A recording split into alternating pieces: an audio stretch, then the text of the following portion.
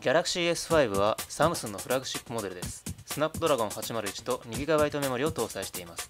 ドット状のエンボス加工が特徴的で、サラサラした独特の質感には好みが分かれそうです。個人的には好きです。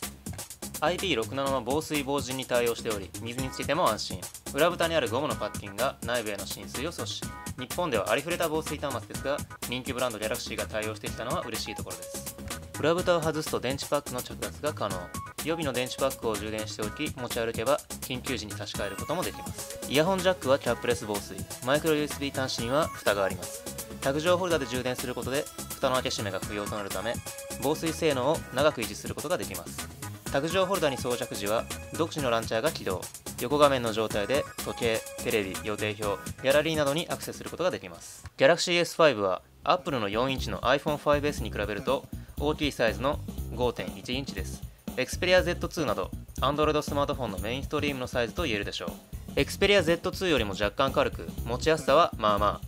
ディスプレイには有機 EL を採用しており、 iPhone5S や Xperia Z2 と勝負できる素晴らしい視野角と発色です。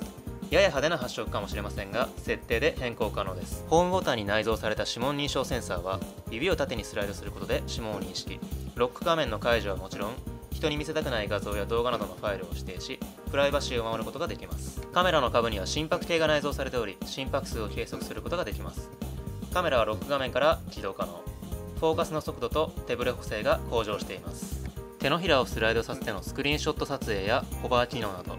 Galaxy S4 以前からの機能を踏襲。特にマルチウィンドウは様々なアプリを同時進行で表示するため非常に便利です。YouTube や地図を見ながらの作業もできますし、ブラウザと Google Chrome の同時起動も可能です。ワンセグ放送や動画を小窓に表示しながらあらゆる作業ができます。ホーム画面は Galaxy S4 以前とはアニメーションが異なるほか、右フリックをするとマガジンというアプリが出てきて正直邪魔です。ホーム画面の余白を長押しし、